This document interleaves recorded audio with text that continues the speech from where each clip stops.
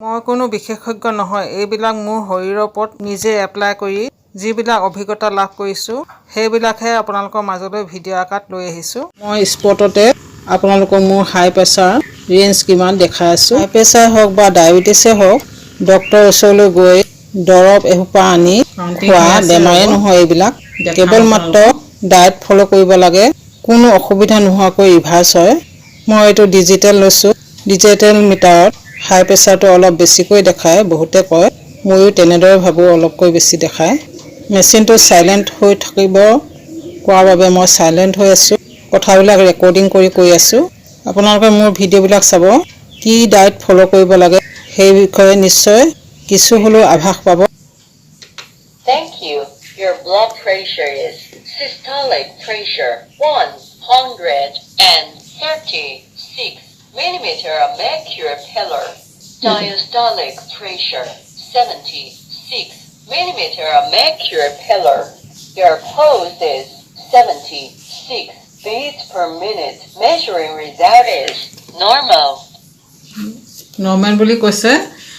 ওপৰটো আছে 136 আৰু তলতো আছে 76 আৰু হাৰ্টবিট আছে 76।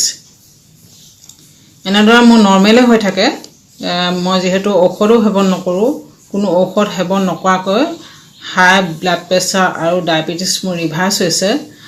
এইবিলাক কেৱল সম্ভৱ হৈছে মোৰ ডায়েট ফ'ল' কৰিছোঁ, যিটো ল' কাৰ্বহাইড্ৰেট ডায়েট মই ফ'ল' কৰি আছোঁ বৰ্তমান।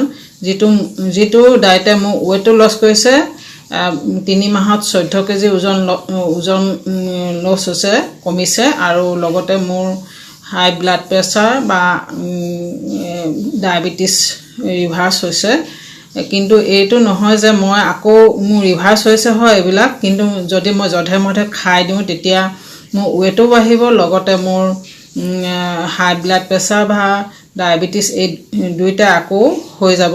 সেইকাৰণে গোটেই লাইফ টাইম ডায়েট ফ'ল' কৰিব লাগিব। খুব সুন্দৰ ব্যৱস্থা আছে, ল' কাৰ্বহাইড্ৰেট খাদ্য যথেষ্টই আছে, কোনো অসুবিধা নোহোৱাকৈ এইবিলাক খাব পৰা যায়, কোনো অসুবিধা নহয়। আৰু আপোনালোকে বহুতে ভাবে এইবিলাক কেনেকৈ ইমান যতন লগাম, ইমান হেৰি কৰিম, কিন্তু সেইটো নহয়, বহুত সুলভ হয়।